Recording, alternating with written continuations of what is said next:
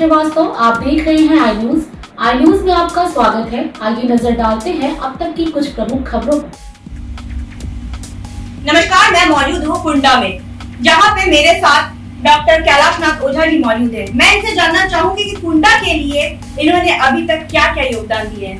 कैलाशनाथ जी, आपका हमारे चैनल में स्वागत है। बहुत बहुत धन्यवाद आपको। जी, देखिए, कुंडा में तो हम 93 में हमारे राष्ट्रीय अध्यक्ष आदरणीय दादा भैया आए थे, और 93 में जब भी चुनाव होते हैं तो मंच पे नेता बोलते हैं गरीब, बेरोजगार, ये वो सब दुनिया की बातें करते हैं, विकास की बातें भी लोग करते हैं। लेकिन आज से 31 साल पहले यहाँ की परिस्थिति बहुत विपरीत थी। गाँव टोडन लोगों के लिए बहुत दिक्कत है।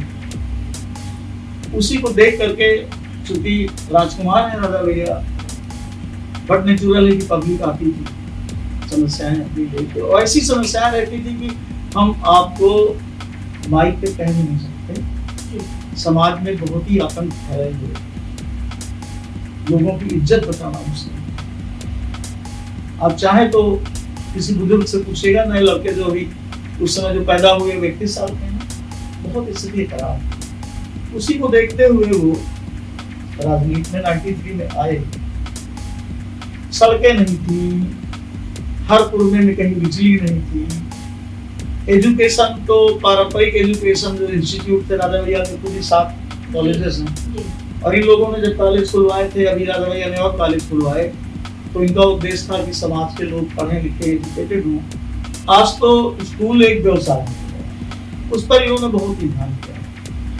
और आज आप देखिए चारों तरफ, आपको कहीं भी आप चले जाइए, गांव में जाइए, तो रास्ते से ही पता चलता है, क्योंकि बेसिक जो डेवलपमेंट दिखता है वो सड़कों से दिखता है। बिल्कुल। और गिनती अगर आपको ना, तो पानी की टंकी, माननीय प्रधानमंत्री जी ने कहा कि हर घर नल, उस समय उन्होंने ढेर सारी टंकियां बनवाई गाँव में, और हैंडपंप्स तो हजारों में दिए। यहाँ तक कि उनके उनके बाबूजी ने भी अपने पैसे से तमाम हैंडपंप उसमें लगवाए थे। यहाँ से हमारी यात्रा शुरू। अच्छा, अभी आप इस डेवलपमेंट में कितना क्या और करना चाहते हैं? जो आपका ड्रीम प्रोजेक्ट है, जो आप चाहते हैं कि कुंडा के लिए जरूरी है? देखिए, हमारे लीडर का जो ड्रीम प्रोजेक्ट था, वो मैंने कहा ना कि मंच में बोलना अलग था। जी, उनका ड्रीम प्रोजेक्ट था कि दबे कुचले हुए लोग, सोकाल पिछड़े लोग कह लीजिए, मैं जाति वाला पिछली बात नहीं कर रहा हूँ।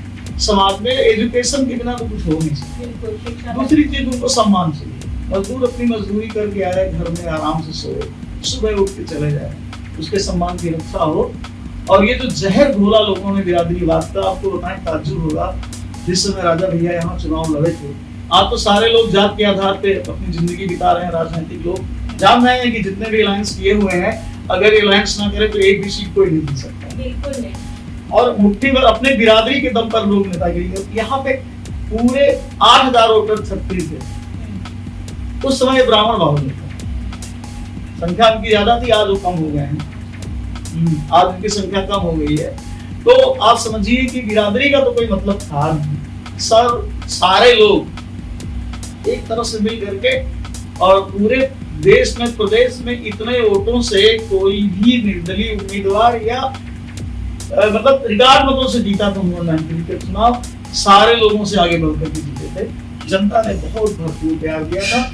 वही उनका टारगेट था, वही उनका था, आज भी वही टारगेट है। वही है, समाज को ऊपर उठाना। हर घर में शिक्षा हो गया, सब लोग पढ़े लिखे, और जागरूकता, बेरोजगारी सब तो इतना हो गया है। बेरोजगारी तो बहुत ज्यादा है। नहीं, वो है, वो तो ठीक है, वो रहेगी, वो कभी जाना होना नहीं है। वो तो अवस्था है ना। आज 4 बच्चे, उनको नौकरी मिली, फिर उनके बच्चे होंगे, उनको भी चाहिए, उनको भी चाहिए, सबको बेरोजगार सबको चाहिए। और बेरोजगारी बहुत अहम मुद्दा है, लेकिन जितना नेता लोग इसमें बोलते हैं, जागरूकता की बात कोई नहीं करता। जी, मैं ये आपसे जानना चाहूंगी कि महिलाओं की सुरक्षा के लिए अभी तक कुंडा ने क्या क्या काम किया? एक साइकोलॉजिकल उन्होंने एटमॉस्फेयर क्रिएट किया, जाके कहीं मदद नहीं करी, खड़े होकर के लोगों को इतना जागरूक कर दिया, लोग के अंदर इतना कॉन्फिडेंस आ गया कि सारे लोग इतने जागरूक हैं कि हमारे क्षेत्र में चोरी डकैती, छोटी मोटी चिन्हती तो होती रहे, एक्सीडेंटल है वो नहीं होती। आपस के जो लड़ाई झगड़े थे उसको उन्होंने बहुत ढेर सारे समाप्त किए। आज भी जो जनता दरबार लगता है, आते हैं लोग तो आपस में बैठ के समझौता करवाया जाता है, मुकदमे से उनको दूर रखा जाता है, आपसी वैमनस्यता उनकी खत्म होती। और बेटियों आप मुंह कर जाइएगा, आप देखिएगा कि हमारी बेटियां बिल्कुल आराम से फ्रीली हर जगह आती हैं जाती हैं। और स्वास्थ्य का कंडीशन यहाँ कुंडा में कैसा है, मतलब कि स्वास्थ्य केंद्र अगर कोई बीमार होता है तो देखिए, उसके लिए आप रिकॉर्ड उठा के देख लीजिएगा कि हमारा जो कुंडा CSC है इसने यूपी में टॉप किया। अभी आप जाइएगा, चली जाइएगा, आप टाइम है CSC जाके अस्पताल देख लीजिएगा कि वहाँ का पोजीशन है। मतलब स्वास्थ्य बोले चाहे शिक्षा बोले चाहे आपकी महिलाओं की सुरक्षा को लेकर बोले, हर हद तक प्रयास किए राजा पूरा प्रयास, हमारे कार्यकर्ता हजारों की संख्या में। जी। राजा भैया परिवार कहाँ जाता है? राजनीतिक दल तो एक टेक्निकल वर्ड है, लेकिन राजा भैया परिवार कहा जाता है। और परिवार का मतलब हो गया कि किसी भी कौम का आदमी हो, किसी भी जाति का आदमी हो, किसी भी धर्म का आदमी हो, तो राजा भैया परिवार का सदस्य है। और राजा भैया का परिवार इतना विस्तृत है, इतना बड़ा परिवार है, लाखों में संख्या है कि उनकी तरफ तो किसी की नजर उठा के देखने की जरूरत नहीं, खुद ही सब सक्षम है, वो निपट लेते हैं। आपको क्या लगता है जो इस बार इस टाइम प्रधानों के लिए जो बहुत सी चीजें हटा दी गई है, उनका 30% कट रहा है, क्या वो सही है? मतलब आप संतुष्ट हैं उस चीज से? आप देखिए, प्रधान कई तरह के हैं, कुछ लोगों के लिए तो मैं बहुत संतुष्ट हूँ, लेकिन कुछ लोगों के लिए असंतुष्ट हूँ। जो ईमानदार प्रधान है, जो काम करते हैं, उनको लेकर के तो मैं असंतुष्ट हूँ, और जो काम नहीं करते कोई मतलब ही नहीं है। हमारे यहाँ तो काम करने की संख्या अच्छी है जी, मैंने देखा ग्राम सभाओं में मैं काम हुआ है, ग्राम सभाओं में अच्छा काम हुआ है। कुछ लोगों ने नहीं किए, कुछ लोग क्या किए, अब यही तो बात है ना, हम नहीं सुधरते, दूसरे से भ्रष्टाचार निवारण की बात करते हैं। अरे हम तो सुधरे।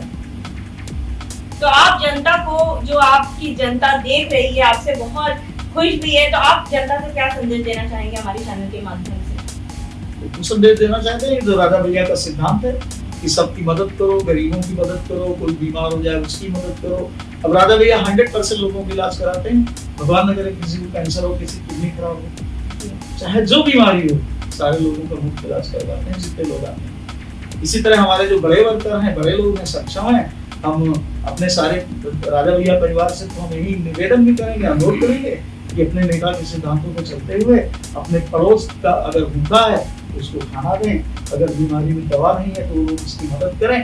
अगर मदद करने के सक्षम है नहीं तो हमारा लीडर तो वही है, मदद करते हैं। क्या बात है। हमारे साथ प्रधान कैलाशनाथ ओझा जी, डॉक्टर कैलाशनाथ ओझा जी मौजूद थे, जिनका साफ तौर पे कहना है कि इन्होंने पूरे कुंडा के लिए माननीय राजा भैया जी द्वारा पूरे कुंडा के लिए, चाहे वो स्वास्थ्य हो, शिक्षा हो, चाहे महिलाओं की सुरक्षा को लेकर हो, हर हद तक प्रयास किए ताकि इस कुंडा को हर एक क्षेत्र में प्रबल बनाया जाए। और मुझे इनसे बातचीत करके काफी अच्छा लगा, क्योंकि ये किसी धर्म निरपेक्ष धर्म को लेकर काम नहीं करते, चाहे वो कोई भी धर्म को हो, हर एक, चाहे वो छोटा धर्म हो, बड़ा धर्म हो, हर एक धर्म को लेकर चलते हैं और कुंडा के लिए काम करते हैं। और ये अच्छा लगा जान के, और ऐसे ही हर अगर पार्टी काम करे तो ज्यादा जनता के लिए भला होगा। वीडियो संदीप प्रताप सिंह के साथ मैं कोनिका दास, उत्तर प्रदेश, लखनऊ। अब तक के लिए बस इतना ही। बने रहिए आई न्यूज के साथ और अधिक जानकारी के लिए हमारे चैनल को लाइक कीजिए, सब्सक्राइब कीजिए। धन्यवाद।